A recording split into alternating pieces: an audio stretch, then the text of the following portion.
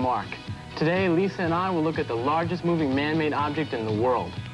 Whoa, that's big. Compared to what? Compared to almost anything you'd care to mention. I'm Trini, and today I'll be making a point about oil. Oil floats on top, and it sticks to everything it comes in contact with. I'm Lisa. Today we look for a fish tank and some new fish. Look at this guy, this yellow guy. He's got a birthmark on his tail. Look, oh, let's purple. get that one. 3, 2, 1. Contact is the secret, is the moment. When everything happens, contact is the answer, is the reason why everything happens. Contact. Let's make contact. 3, 2, 1. Contact. When one thing is twice as big as another thing, it usually holds more than twice as much as the small thing. Oh, thank you very much. You're welcome. I'm going to play golf. Can I borrow these? You sure they're gonna fit?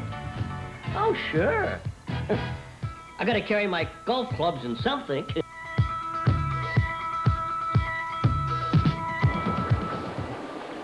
Look at these. Oh, I like these. Oh. Look at this guy, this yellow guy. He's got a Look at birthmark those. on his tail. Look, too. Oh, that I like one's the one, beautiful. yeah, I like him with the Oh, let's purple. get that one. What do you think? Look at that stripe one. Wow, these are really nice. Hello, can I help you? Hi, yeah, we're looking for some fish for our fish tank. Do you have saltwater fish? We have swordtails. Swordtails are freshwater fish. These are saltwater. Oh, we have some beautiful freshwater fish right down here. Oh, look at these red ones. Beautiful. Nice. Oh, can we have some of those? Those are the same type you have.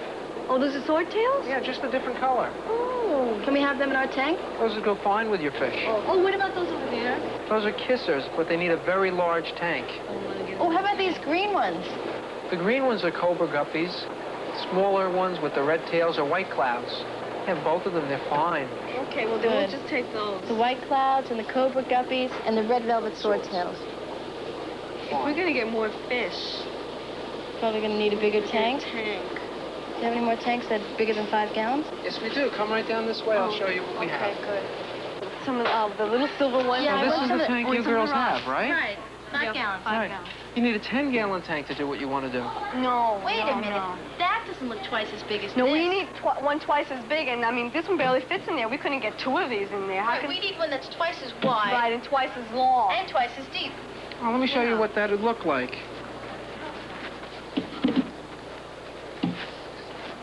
That would be twice as wide. Right. That's what we need from here to here. That's what we want. That would be twice as long.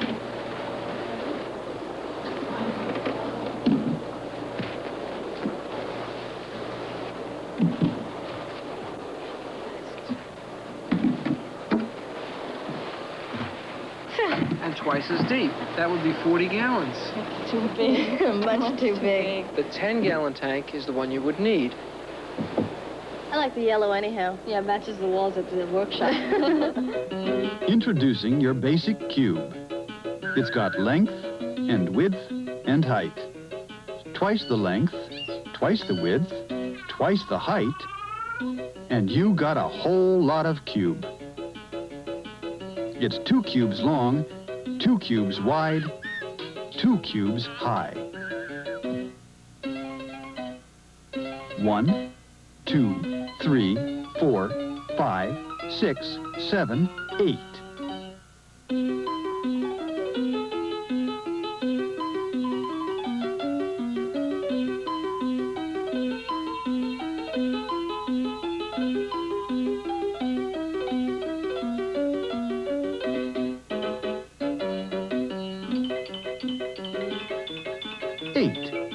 That's how many cubes you get when you double length and width and height. That's the same idea as a supertanker. By increasing the size, you increase the amount of oil it carries enormously. Yeah, and if it wrecks, you increase the amount of damage enormously, too. Well, there's one down at the docks. You want to go see it? No, I'll stay here. And you guys go. I'll finish the fish tank. I'd love to go see it. All right, let's go. Is it really that big? It is incredible. Do you know where we're going, Mark? Well, I don't think we can miss it. It's big. Actually, this is a pretty big boat we're on now. Yeah, well, if you think this is big, take a look at that. Whoa, that's big. Compared to what? Compared to almost anything you'd care to mention. I read about supertankers. They're the biggest movable objects ever built by man. I believe it. See all those numbers? When it's full of oil, they'll all be underwater.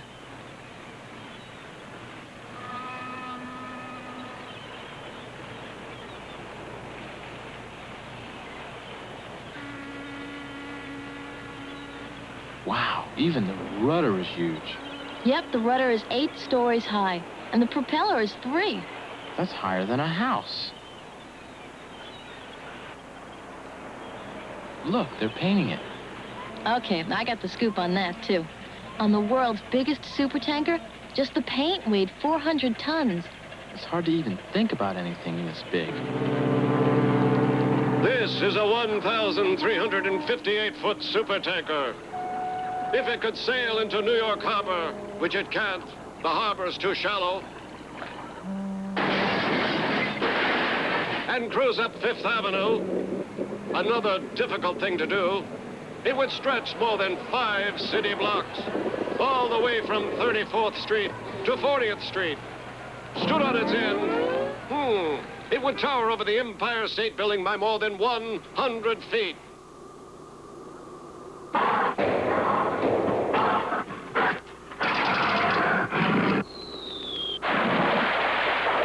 Even more impressive than its length is its capacity. This supertanker carries enough oil to fill 56,000 tanker trucks. Without the oil, more than 20,000 full-grown elephants could fit inside the storage compartments of this supertanker.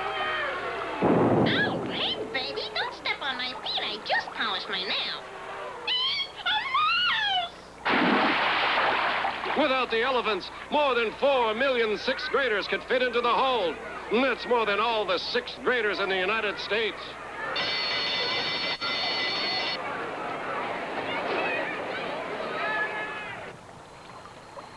Or if you prefer jelly beans, it would take more than 200 billion of them to load the supertanker. More than enough of them spread 1 layer thick to cover all of Manhattan Island and make jogging very difficult.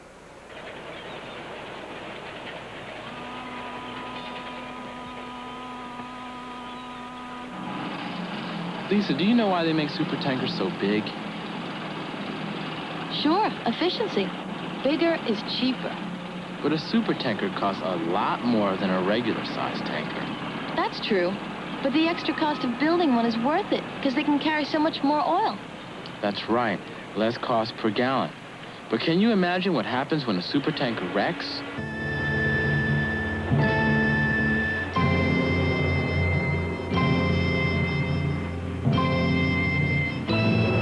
Accidents do happen. Accidents that are no one's fault. Once spilled, the oil immediately starts to spread.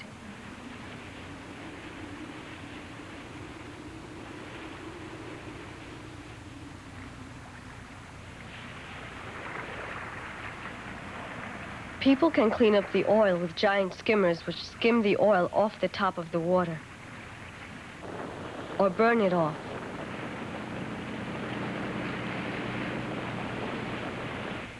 Or spray it with special chemicals. But it's hard to get all the oil up. And once it reaches shore, its effect is terrible.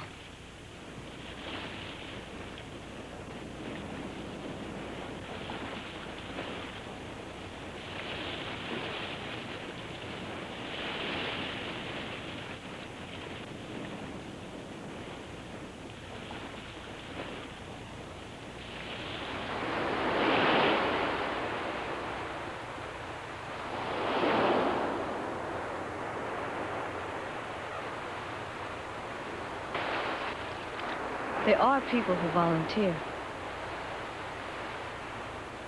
They know that many birds will die in spite of their efforts.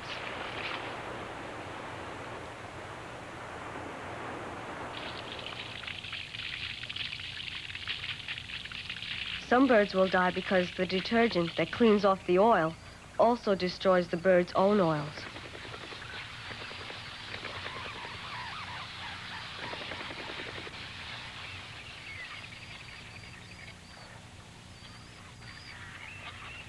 Many birds just die of shock.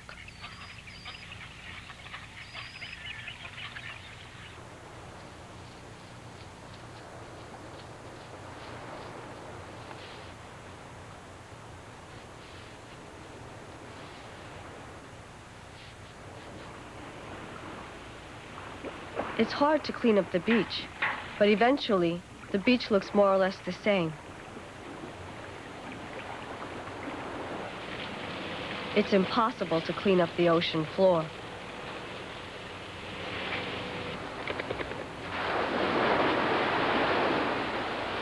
The long-range damage of the oil may be even worse than we already know.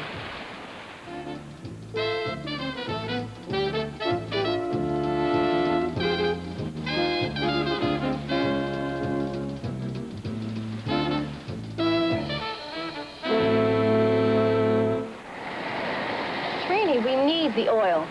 I mean, no one wants to see things getting killed, but it's a chance we have to take. Why? I mean, why do we have to have all those oil tankers floating around bumping into things?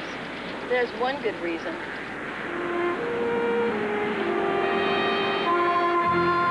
There's a gas shortage. We need to bring in more oil to make the gasoline. I hate waiting in these lines. Lisa, there's got to be some other way. Remember that tanker we saw? Yeah. Maybe that's the answer. I think it's worse. I think a super oil tanker will just make super oil spills. They bring in more oil more cheaply. And besides, they're safer. Lisa, bigger isn't always better. Bigger isn't always worse either. Watch this speeded-up comparison between a school bus and a car. A race not for speed, but for efficiency.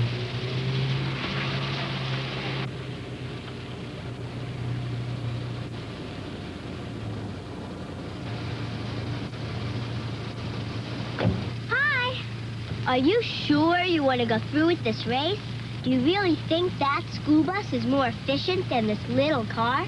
Mr. Atkins, our bus driver, says we can get 6 miles per gallon if 2 of the miles are going downhill. My uncle says this car gets a lot more miles on a gallon. You'll see which is more efficient. There are 60 kids. You take 30 of them to school? They're over there. My 30 are on the bus. It looks like the whole 5th grade. We'll have to make a lot of trips, but that's okay. The school is exactly 5 miles from here. Did you buy gas? A gallon plus a little more to get us here. So now we each have a gallon of gas. We'll even give you a head start. There's something fishy going on here. Tell me when you're ready.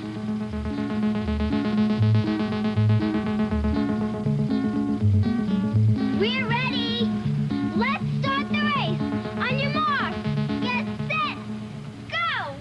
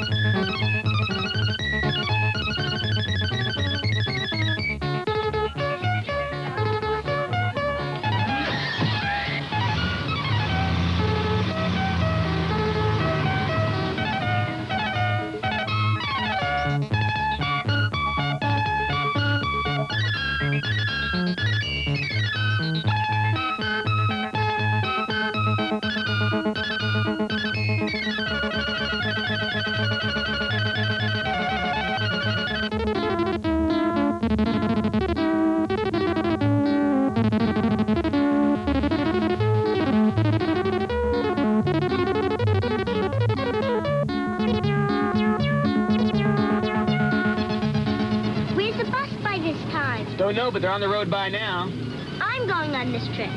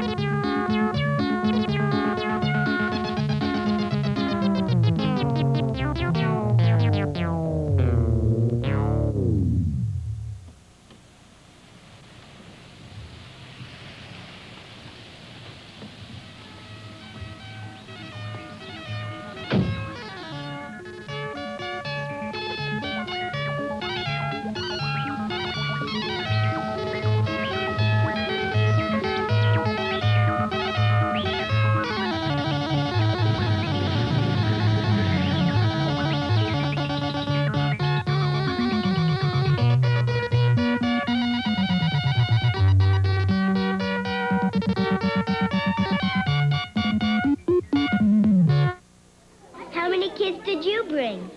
30, just one bus trip. How about you? Only 15 before we ran out of gas. I was tricked. So you admit it. The school bus is more efficient than the economy car for carrying lots of students. The bus made one 5-mile trip with 30 kids on a gallon of gas, and we still have gas to spare. We made 3.5 round trips at 5 miles each way. That's 35 miles. But we only took 15 kids. So the school bus is twice as efficient for hauling kids. We carried 30 kids per gallon, while you only carried 15 kids per gallon. I guess being big can help sometimes when it comes to efficiency.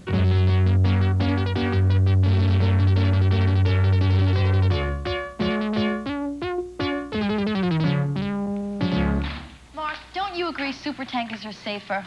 Yeah, at least from what I've read, they're a lot safer than regular tankers. How can that be? They're too huge to be controlled. That's not true. They've got computers and radar and automatic controls that smaller tankers can't even afford. But when one does wreck, the oil that's spilled can coat miles of shoreline. And you know what that does? Hey, Trini, what are you doing?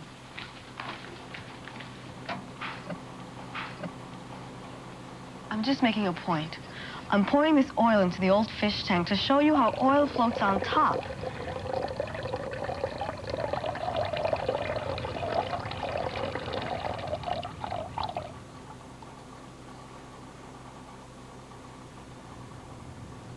And it sticks to everything it comes in contact with.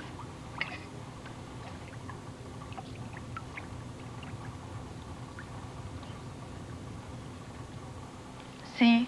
Now that's what it does to birds, crabs, and animals, and even fish. You should have been with me at the salt marsh. What's the matter? Wait a second. Why is it so muddy out here? Well, the mud is the soil of the salt marsh, and most of it forms from this grass here. When it dies, it decomposes and forms mud, and it's the soil of the marsh. In front of us is a mud flat covered with algae. Yeah. That's what all this green film is. There are a lot of shellfish, mainly, which feed on the green film. I see mussels and stuff like that. Mussels and snails and small crabs. Here's a worm. This is one of the sandworms that some people use for bait for catching fish. Why are you making such a big deal over a worm? Well, he's not just a worm. He's a worm, but he's food for some other larger animal. What animals? What larger animals? Yeah. Sandpipers and small shorebirds feed on these worms. Now, these are what that bird was diving for. That bird eats these. But actually, what eats these the most are larger fish. And some buckets so I can look at them. Tickles. I'm seeing fish and I want to see clams. Clams, okay. Sure, let's get some. See that? Watch the water squirt. That's the water coming out of the siphon of the clams. Now, the clams here are small. They're soft-shell clams. Here's the siphon that's squirting that water at us. You can see it's rather long. This all looks unspoiled. I mean, it's absolutely beautiful to me. I think it's great. About 6 years ago, there was an oil spill. Why don't you try taking a spade full of soil right there? Right here? Yeah, right in there. That's it. Dig up a clod of roots and soil. Is that okay? Sure. Now take that out over there and wring the soil like a dish rag into the water.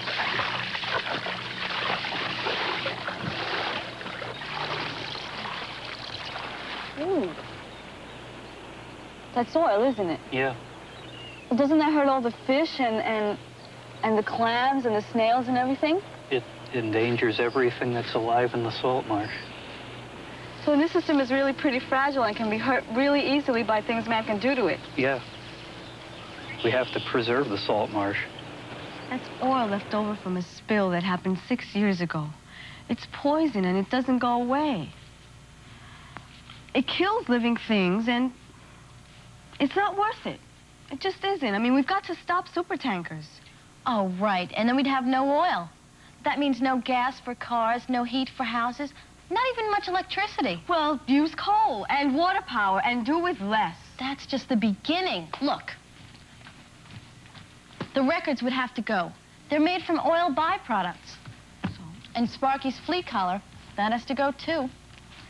Oh, and the telephone has plastic that comes from oil. No more outside contact. What else? Oh. Hairbrushes. And moisturizer. And lipstick. And even Sparky's bowl. Yeah, that means the record player would have to go too. Oh, and flashlights. And glue.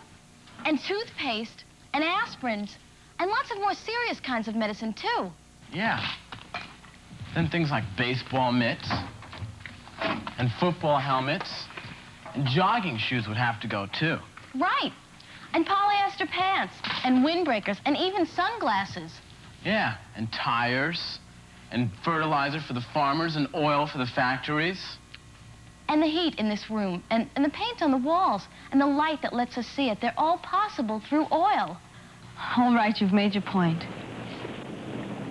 But mine's a strong point, too. Whenever there's trouble, we're there on the double. We're the Bloodhound Gang. If you've got the crime, we've got the time. We're the Bloodhound Gang.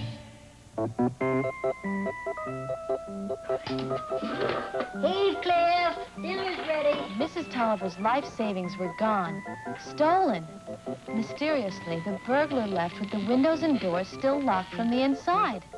Kept the money hidden right here in my wedding dress. Vicky finds a clue. A weight card. The burglar appears to have tipped the scale at 264 pounds. Of all the suspects, only the cleaning woman, Mrs. Wilma, appears to fit the description. Tell you what I'm gonna do. Step on the scales together and let me guess. Win 2 prizes for the price of 1 if I am wrong. Now for the conclusion of the case of the 264-pound burglar. My weight is none of your business. My poor dear Mrs. Wilma. Are you certain you didn't merely mislay the money, Aunt Liz? Don't be impertinent, Monty. Forget where I kept my life savings. I'm not a bit moon-headed. Why isn't your brother here? I told you he's home in bed with the flu. I didn't mean to embarrass you, Mrs. Wilma, but the burglar dropped an incriminating bit of evidence. A weight machine card. 264 pounds. That card was a phony. What? Dropped on purpose to throw us off the scent. Mrs. Wilma couldn't have stolen the money. I'll show you.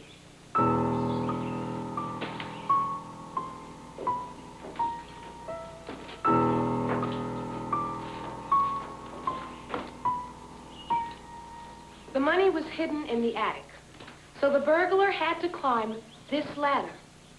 Mrs. Wilma, will you carefully, very carefully start up the ladder? Oh, I don't like ladders.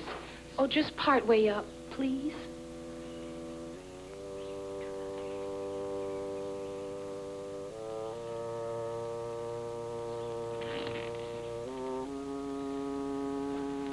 Okay, now careful on that next rung. Oh.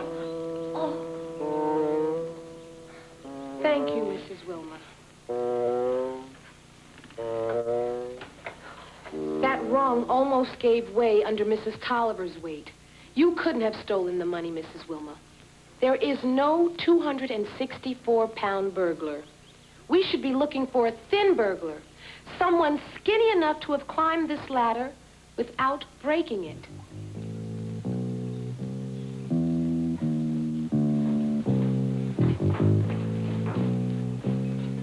Great kid. But we still don't know how your skinny burglar got in and out of a tightly locked house. Perhaps he slipped in through a mail slot. Close, but not quite. The burglar scraped through this. That beanpole of a gardener, Aunt Liz. What's his name? He's been with me for 30 years. I don't believe it. Perhaps you do, Mrs. Tolliver. Why else did you call us and not the police? The police? Because you knew it had to be someone close to you. Someone who might have learned where you hid the money. You don't want to see anyone dear to you put in jail. You just hope to get your money back. I certainly do. I don't even have enough cash for Heathcliff's dog food. Well, not to worry, Aunt Liz. Here's $20. Maybe that'll help. No, Monty. I never took charity before, and I don't intend to start now. You won't need this $20 bill, Mrs. Tolliver. Your money is going to be easy to trace. How clever of you, Aunt Liz. You marked the bills. I did not. Yes, you did. And the case is solved. My dear. I can guess the burglar's weight. About 130 pounds, and I know where he is. In bed, recovering from the flu. Wrong, Vicky. He's in bed all right, hiding the scratches he got from crawling through Heathcliff's door.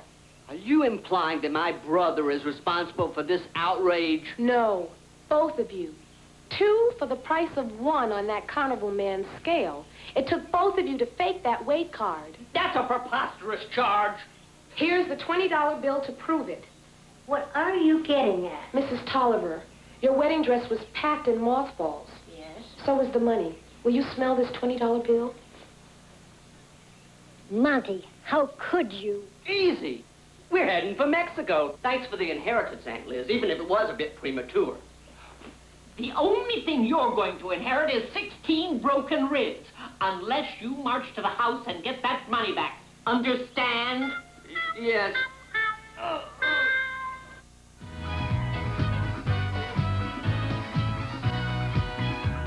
Today we've seen how increasing the dimensions of a container a little increases its volume a lot. And we've seen that making things like supertankers bigger has its advantages and disadvantages.